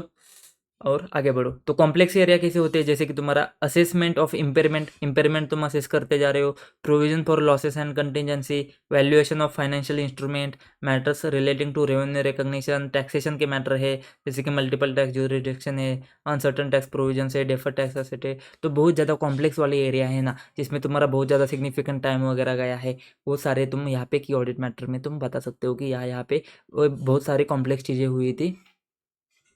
बहुत सारे हो सकते हैं, जैसे कि तुम्हारा टैक्स ज्यूरिडिक्शन अलग है, तुमने कुछ टैक्स हेवन कंट्री के साथ में ट्रांजेक्शन्स किया था एंटिटी ने, तो उसके ऊपर तुम्हारा बहुत ज़्यादा टाइम वगैरह गया उसको चेक करने में। तो ये सारी चीज़ें तुम क्या कर सकते हो की ऑडिट मैटर में बता सकते हो। बहुत इंपॉर्टेंट सी बात आती है relationship between key audit matter and emphasise of matter para में। तो हमने बात करी थी कुछ मैटर ऐसे हो सकते हैं जो की ऑडिट मैटर भी है एंड तुम्हारे ईओएम भी है।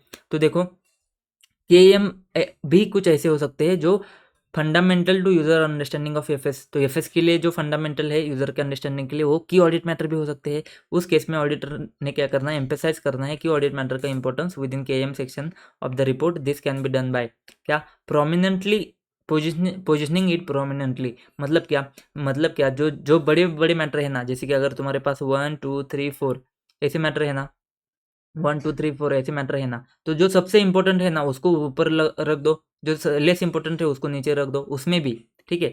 तो उसको क्या करो, पोजीशन करो प्रोमिनेंटली।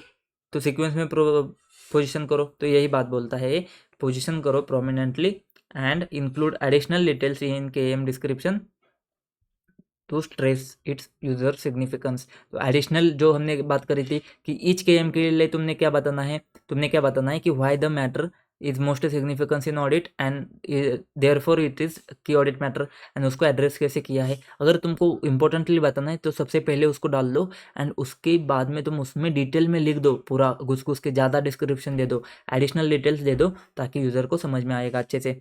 ईओएम पैरा जो है ना are used for the matters not considered K M, इसके बारे में हमने बात करी। जो के एम नहीं है वही ईओएम में आएंगे, that is not requiring significant audit attention but still deemed crucial for users understanding. ठीक है, एग्जाम्पल सिग्निफिकेंट सब्सिक्वेंट इवेंट वगैरह। Use of EOM para is not substitute for a description of individual K M where S 701 is applicable. तो भाई साहब बहुत important line है MCQ के लिए, भाई साहब आ जाएगा। Use of EOM para is not a substitute for description of individual K M. मतलब क्या, अगर तुम्हारा के ए एम आना चाहिए ना उस केस में, तो के एम दे दो, ईओएम में मत सेटल करो। समझे क्या, मतलब की ऑडिट मैटर सबसे इंपॉर्टेंट है ना। अगर वो मैटर तुम्हारा की ऑडिट मैटर में आ रहा है ना, तो उसको की ऑडिट मैटर में जाने दो, उसको ईओएम में सेटल मत करो। समझा है तो भाई सब मजा आ गया तुमको, ठीक है।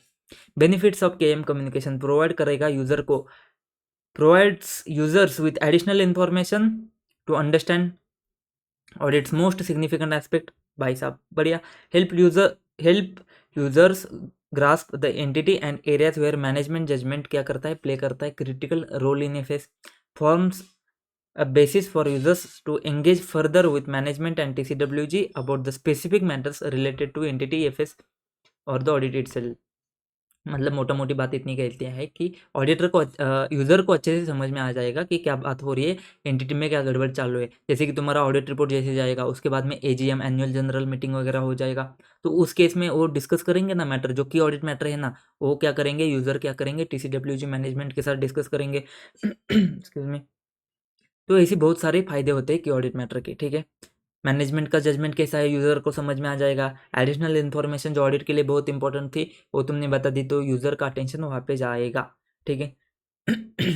अब कुछ मिसलेनियस पॉइंट है उसको हम समझते हैं, बहुत फटाफट है, इसको फटाफट करके ख़त्म जाते, 710 तक पहुँच जाते, तब तक हम इसको ख़त्म कर जाते। पढ़ते हैं इसको आराम से, कुछ ज़्यादा टेंशन लेने की ज़रूरत नहीं है।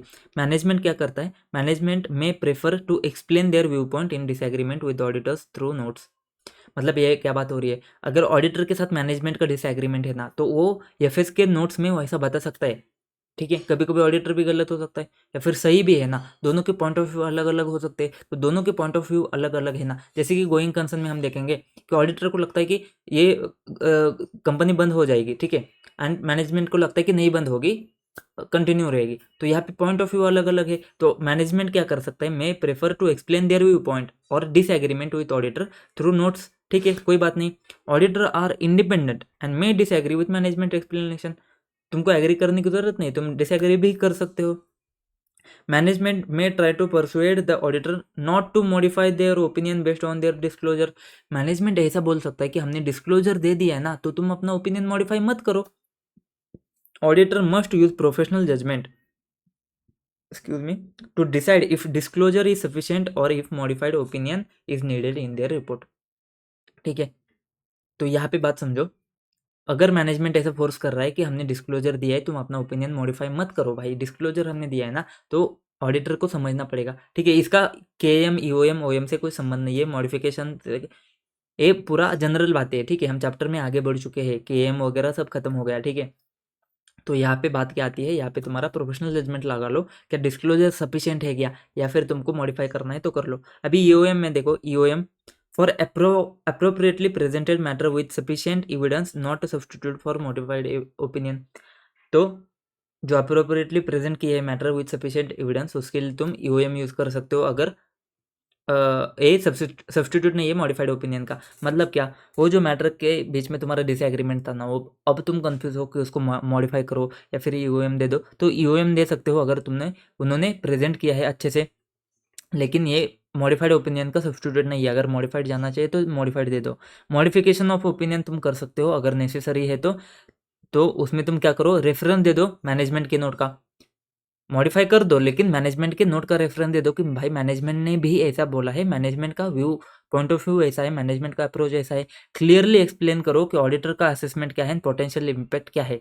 तो तुम्हारी बात क्या है, मैनेजमेंट की बात तुमने नोट में बता दी, तुम नोट का रेफरेंस बता दिया, तुम्हारी बात भी करो। और क्वान्टिफाई कर सकते हो तो क्वान्टिफाई पॉसिबल है तो क्वान्टिफाई कर दो। ये बात हमने बेसिस फॉर मॉडिफाइड ओपिनियन में भी बात करी थी, अगर क्वांटिफाई कर सकते हो तो क्वांटिफाई कर दो। क्लैरिटी एंड ट्रांसपेरेंसी होनी चाहिए, तो ऑडिटर्स क्वालिफिकेशन शुड भी क्लियर होना चाहिए एंड अनएम्बिगुअस होना चाहिए। रीजन फॉर नेगेटिव या फिर qualified statutory affirmation must be explain. तो तुमने क्यों क्वालिफाई किया है उसका रीजन तुम्हारा क्लियर होना चाहिए, अनएम्बिगुअस होना चाहिए, तुमने कन्फर्म उसको करना है।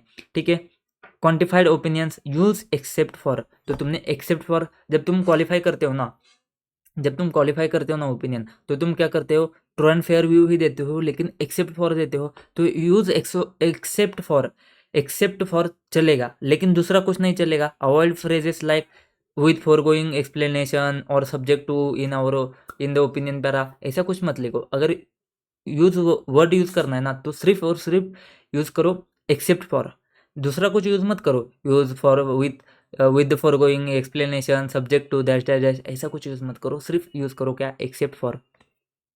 Notes and report independence, notes and report independence, auditors report should independently state qualification even if there are qualifying notes and reference to the notes in the report don't automatically constitute qualification। तो तुमने notes में reference दिया है, automatically qualification नहीं बनेगा। Auditor's report should independently qualification उसको state करना है, even if there are qualifying notes. ठीक है, auditor's report should present the matter in their perspective and not just reflect management view point. तो मैनेजमेंट का view point reflect नहीं करना है, तुम्हारे हिसाब से तुम अपना ऑडिटर्स का रिपोर्ट प्रेजेंट कर सकते हो। फिर आती है डिस्टिंक्शन की बात। डिस्टिंक्शन किस में है, रिपोर्ट में है, सर्टिफिकेट में है। फालतू सी बात है। जब तुम्हारा ओपिनियन जाता है ना, जब तुम्हारा ओपिनियन जाता है तो ऑडिटर जब ओपिनियन देता है वो तुम्हारा क्या होता है, रिपोर्ट होता है। और जब तुम फैक्ट को स्पेसिफिक करते हो, ऑडिटर वेरीफाई स्पेसिफिक फैक्ट और कंफर्म करते हैं अधेरेंस टू प्रोसीजर्स। जैसे कि सर्टिफिकेट क्या होता है तुम्हारा, स्टॉक सर्टिफिकेट वगैरह होता है।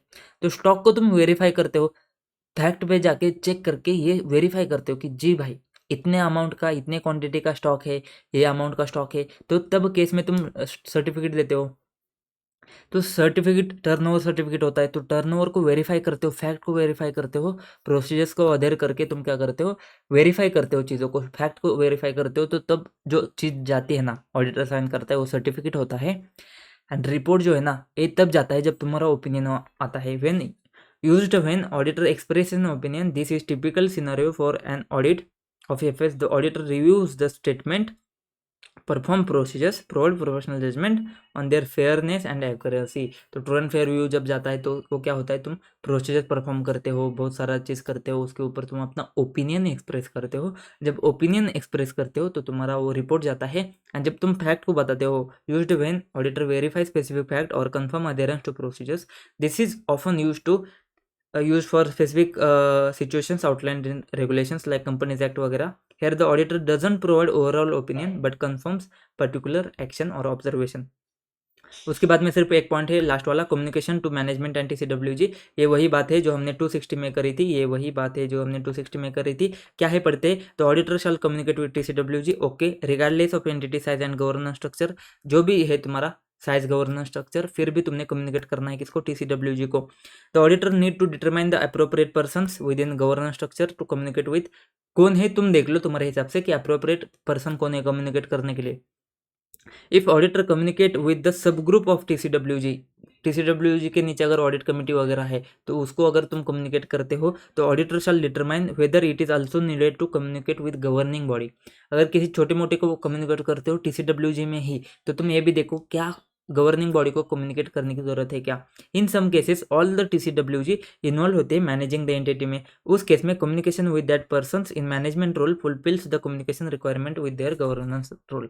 ठीक है, मतलब क्या बोलता है, अवॉइड करो डुप्लीकेशन। अगर कोई मैनेजमेंट में है ना, अगर सारे TCWG मैनेजमेंट में है ना, तो तुमने मैनेजमेंट को बता दिया तो TCWG को ही बता ही दिया ना। डुप्लीकेट क्यों कर रहे हो, बार बार क्यों जाके बता रहे हो। अगर उसी बंदे को बताए तो बार बार बताने में कुछ बात नहीं बनती है। Matters to be communicated to TCWG, कौन से मैटर होते हैं जो TCWG को कम्युनिकेट होते हैं, ये सेम है जो तुम्हारे 260 में है, तुम्हारे matters to be communicated by auditor. उसमें जो मैटर्स है वही है, कौन से है याद करो। Responsibility of auditor, plan scope and timing, significant difficulty, significant finding, significant matter, वो सारी जो चीज़ें हैं वो सारी चीज़ें हैं। ठीक है, फटाफट फटाफट देखे क्या भाई, बहुत बहुत मज़ा नहीं आ रहा है क्या तुमको। EOM OM KM पढ़ के। EOM में हमने बात करी थी, फटाफट देखते हैं। EOM में हमने बात करी थी स्कोप में क्या आता है, यूज़र का अटेंशन लाना है। अगर वो मैटर FS में प्रेजेंट एंड डिस्क्लोज है तो EOM जाएगा। ऑडिट को समझने के लिए, ऑडिटर का रिस्पॉन्सिबिलिटी, ऑडिटर का रिपोर्ट समझने के लिए, ऑडिट के अंडरस्टैंडिंग के लिए रिलेवेंट हो तो OM जाएगा। KM कब जाएगा, KM तब जाएगा अगर मोस्ट सिग्निफिकेंट है इन ऑडिट, और वही मैटर जाएंगे जो तुमने TCWG को बता दिए हैं। ठीक है, EOM पैरा में तुमने क्या कैसे लिखना है, इफ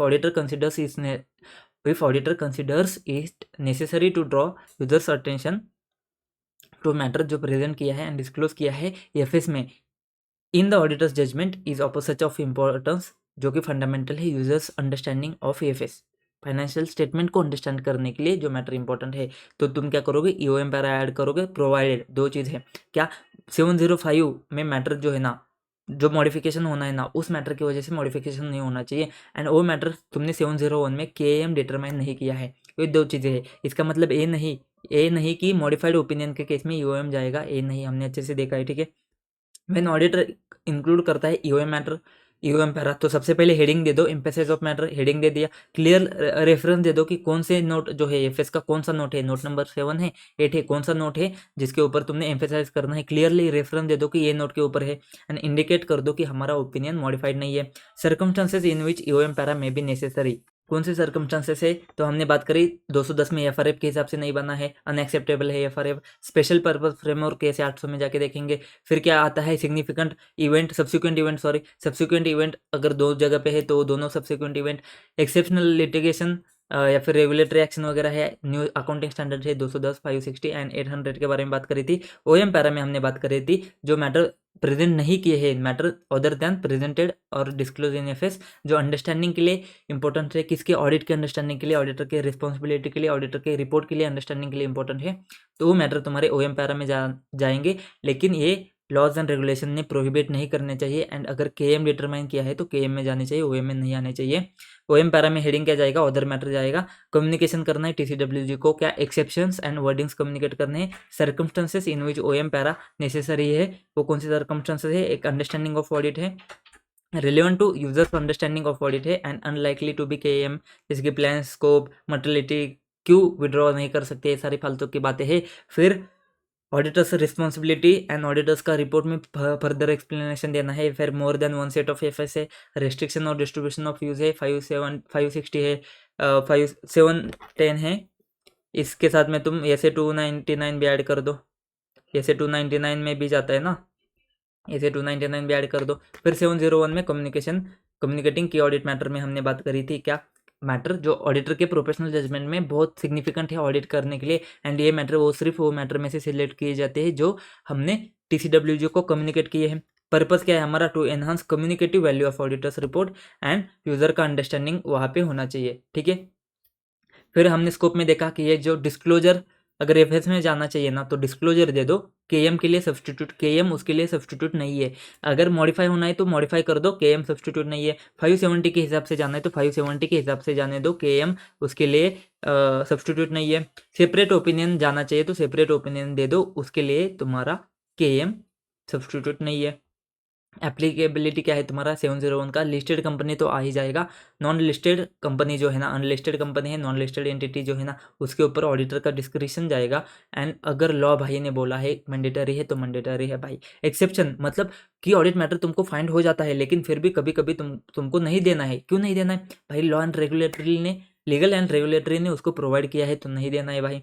या फिर इन रेयर केसेस में, बहुत ही एक्सेप्शनल केसेस में अगर तुमको लगता है कि यहाँ पे पोटेंशियल नेगेटिव कॉन्सिक्वेंसेस हो जाते हैं तुम्हारे कम्युनिकेशन के, पब्लिक इंटरेस्ट में पोटेंशियल नेगेटिव कॉन्सिक्वेंसेस हो जाते हैं तो नहीं देना है। याद रखो, इसके लिए क्लियर केयरफुल जस्टिफिकेशन तुम्हारे पास होना चाहिए। एंड डिस्क्लेमर के लिए तो तुमने देखना ही है, डिस्क्लेमर ऑफ ओपिनियन में तुम्हारा केएम नहीं जाएगा। फिर डिटरमाइन कैसे करोगे केएम, हायर रोमम वाले एरिया है, सिग्निफिकेंट रिस्क वाले है, सिग्निफिकेंट जजमेंट है, सिग्निफिकेंट मैनेजमेंट के जजमेंट के ऊपर ऑडिटर के सिग्निफिकेंट जजमेंट है, अकाउंटिंग एस्टिमेट है, high wide uncertain measurement uncertainty है, और क्या था, सिग्निफिकेंट इवेंट ट्रांजैक्शन है, तो वो क्या होंगे तुम्हारे, वो तुम्हारे केएम हो सकते हैं। उसके बाद में कम्युनिकेट करने हैं केएम, तो उसके लिए सबसे पहले दो चीज़ें बता दो। केएम क्या है, जो ऐसे मैटर है जो ऑडिटर के प्रोफेशनल जजमेंट में मोस्ट सिग्निफिकेंस है ऑडिट करने में। एंड दूसरी चीज़ क्या बतानी है तुमने, क्या था दूसरी चीज़, कि उसके ऊपर हमारा ओपिनियन मॉडिफाई नहीं है, सेपरेट ओपिनियन नहीं जा रहा है, ये जो मैटर है ये हमको ऑडिट में एड्रेस हुए, ठीक है, ये बात आती है। फिर description of each KM, description में तुमने क्या बताना है कि ये मैटर तुम्हारा क्यों मोस्ट सिग्निफिकेंस मैटर है ऑडिट में, क्यों मोस्ट सिग्निफिकेंस है एंड उसकी वजह से केएम आया है, एंड उसके ऊपर तुमने कैसे एड्रेस किया है, ऑडिट में तुमने इसको कैसे एड्रेस किया है। फिर हमने बात करी थी डिस्क्रिप्शन, दूसरे केस में क्या क्या, एक 705 के बारे में बात करी थी, 570 के बारे में बात करी थी। तो अगर मॉडिफिकेशन आना है ना तो उसका केएम नहीं आना चाहिए, मॉडिफिकेशन आना है तो है कि ऑडिट मैटर, तो matter giving rise to the modification वो तुम्हारा by its nature key audit matter है, लेकिन तुम उसको 705 के हिसाब से देखो। मटेरियल अनसर्टनिटी की जो मैटर है ना वो है bye its nature key audit matter, लेकिन उसको कहाँ से ट्रीट करो, 570 के हिसाब से ट्रीट करो। एंड रेफरेंस देने की बात करी थी लेकिन इसमें थोड़ा सा कंफ्यूजन है, ठीक है। Circumstances in which KM matter, KM para में भी नेसेसरी, कौन से सर्कमस्टांसेस है जहाँ पे सिग्निफिकेंट टाइम जाता है, एंगेजमेंट टीम का, सीनियर पर्सनल इन्वॉल्व हो जाते हैं, ऑडिटर का एक्सपर्ट इन्वॉल्व हो जाता है, ईआरपी इम्प्लीमेंटेशन में है, सिग्निफिकेंट डिफिकल्ट और कॉम्प्लेक्स ऑडिटर के जजमेंट आते हैं, सिग्निफिकेंट डिफिकल्टी 260 में, ग्रुप ऑडिट में कुछ सीन आता है तुम्हारा, 550 में तुम्हारा रिलेटेड पार्टी में कुछ आते हैं सिग्निफिकेंट मैटर, तो वहाँ पे तुम्हारा केएम जाएगा। कंसल्टेशन लिया है तुमने ऐसे 220 में डिफिकल्ट कंटेंशियस मैटर के ऊपर, तो वहाँ पे भी केएम जाएगा। कॉम्प्लेक्स एरिया में हमने बात करी थी कौन से, assessment of impairment, provision for losses और कंटीजेंसीज, फाइनेंशियल इंस्ट्रूमेंट के कॉम्प्लेक्स की उसकी वैल्यूएशन है, रेवेन्यू रिकग्निशन के मैटर है, टैक्सेशन के कुछ मैटर है जैसे कि multiple tax jurisdiction, uncertain tax position, defer tax asset वगैरह। रिलेशनशिप क्या है तुम्हारा, अगर केएम आता है ईओएम का जो मैटर है वो केएम बन सकता है, और अगर ऐसा इंपॉर्टेंट कुछ मैटर है ना तो उसको प्रोमिनेंटली क्या करो, पोजीशन करो, और साथ में केएम का जो डिस्क्रिप्शन जाता है ना उसमें तुम्हें एडिशनल डिटेल दे दो। ईओएम पैरा जो है ना, अगर केएम आता है तो ईओएम पैरा नहीं आएगा, केएम ही पैरा आएगा, ठीक है। उसके बाद में use of EOM para not substitute for KM para, अगर केएम आना ही है ना तो ईओएम पैरा तुम्हारा नहीं आएगा, केएम ही आएगा, ठीक है। बेनिफिट क्या है, कुछ फालतू के थे बेनिफिट, उसको छोड़ दो। डिस्टिंक्शन हमने देखा, मैनेजमेंट अगर एग्री नहीं करता है, डिसएग्री करता है तो उसके नोट में तुम दे सकता है, लेकिन तुमको उसको एग्री करने की ज़रूरत नहीं है, तुम इंडिपेंडेंट हो, तुम तुम्हारे हिसाब से प्रोफेशनल जजमेंट लगाओ। अगर डिस्क्लोजर सफिशिएंट है तो ठीक है, नहीं तो तुमको मॉडिफाई करना पड़ेगा। ईओएम पैरा देना है अगर उसने डिस्क्लोज किया है और तुमको लगता है कि ठीक है भाई सही चीज़ है। अगर मॉडिफाइड होना है तो मॉडिफाइड ही कर दो, ईओएम पैरा देके नहीं चलेगा, मॉडिफाई कर दो और रेफरेंस दे दो। मॉडिफिकेशन में रेफरेंस दो कि ये जो नोट है ना, ये नोट नंबर 8 है, नोट नंबर 7 है, नोट नंबर 6 है, जो मैनेजमेंट ने यहाँ पे ऐसा कमेंट किया है। फिर क्लियरली एक्सप्लेन करो कि तुमको क्या लगता है, तुम्हारा असेसमेंट क्या है एंड पोटेंशियल इम्पैक्ट क्या होगा इसका एफएस के ऊपर, एंड क्वांटिफाई करो इम्पैक्ट अगर तुमको पॉसिबल है। क्लैरिटी ट्रांसपेरेंसी होनी चाहिए, यूज़ करो एक्सेप्ट फॉर, दूसरे बाकी कुछ वर्ड्स यूज़ मत करो। एंड बाकी कुछ चीज़ थी, रिपोर्ट क्या है, तुम जहाँ पे तुम्हारा ओपिनियन जाता है वो रिपोर्ट है। सर्टिफिकेट क्या है, जहाँ पे तुम फैक्ट को वेरीफाई करते हो वो तुम्हारा सर्टिफिकेट है। कम्युनिकेट करना है तुमको, टीसीडब्ल्यूजी को कम्युनिकेट करना है, अप्रोप्रिएट पर्सन को तुम तुम्हारे हिसाब से डिटरमाइन कर लो।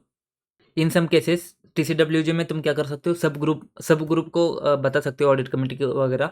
लेकिन अगर तुमको लगता है कि ये गवर्निंग बॉडी को बताना है तो गवर्निंग बॉडी को बता सकते हो। लेकिन मैनेजमेंट में है टीसीडब्ल्यूजी सारे, तो मैनेजमेंट को बता दिया तो हो गया ना फिर। तो डुप्लीकेशन को अवॉइड करो, बार बार उनके पास जाके ऐसे टाइम पास नहीं करने का है, ठीक है। और एक बात आती है, रिविजन तो हो गया हमारा, ठीक है। ये बात आती है यहाँ पे, रिपोर्ट एक बार देखते हैं। ये ओपिनियन तो तुम्हारा वैसा ही जाएगा, बेसिस फॉर ओपिनियन भी तुमको समझ में आ ही गया होगा अभी तक। देखो यहाँ पे ईओएम पैरा है कि ऑडिट मैटर है, अदर मैटर है। कैसे रिपोर्ट होता है देखो, we draw attention to note number X of financial statement. तो अटेंशन ऐसे तुमने लाना है कि नोट एक्स है जो फाइनेंशियल स्टेटमेंट का, जो डिस्क्राइब करता है इफेक्ट ऑफ फायर, फायर का इफेक्ट डिस्क्राइब करता है in the company's production facility, and our opinion is not modified in respect of this matter. तो तुमने क्या बताया, हमारा ओपिनियन मॉडिफाइड नहीं है इसके ऊपर, लेकिन हमने अटेंशन लाया है कि नोट नंबर एक जो है ना फाइनेंशियल स्टेटमेंट में है, वो डिस्क्राइब करता है इफेक्ट ऑफ फायर की ऑडिट मैटर में। सबसे पहले ठीक है, अदर मैटर पहले देखते हैं। Financial statement of ABC company जो है were audited by another auditor who expressed unmodified opinion on those statement on March 31, 2021। तो ये जो बात है ना, देखो ये जो बात है ना, ये बात क्या है तुम्हारा कि ये कंपनी है उसके finance statement of ABC company for the year ended 31 March 2010, ठीक है, were audited by another auditor who express unmodified opinion on this statement. ठीक है, तो ये किसकी बात कर रहा है, ये तुम्हारे प्रीवियस ईयर में किसी और ने ऑडिट किया था, ठीक है। प्रेडेसेसर ऑडिटर के बारे में हम दूसरे ऐसे में देखेंगे। तो प्रीवियस ईयर में किसी और ने ऑडिट किया था, तो उसने क्या किया है, अनमोडिफाइड ओपिनियन दिया है। तो ये तुम इसको ऑडिट को अंडरस्टैंड करने के लिए, ऑडिट रिपोर्ट को, ऑडिटर के रिस्पॉन्सिबिलिटी को अंडरस्टैंड करने के लिए ये चीज़ एक्स्ट्रा से तुम बता रहे हो कि यहाँ पे प्रीवियस ऑडिटर ने अनमोडिफाइड ओपिनियन दिया है। तो 2010 के जो स्टेटमेंट है ना, तो वो किसी और ने किए थे,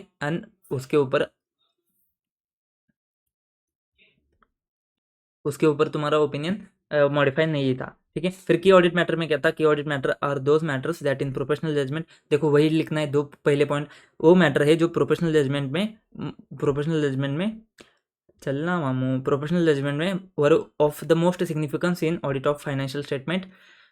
This matter were addressed in context of audit of the financial statement as a whole and in forming opinion thereon. We do not provide separate opinion on this matter.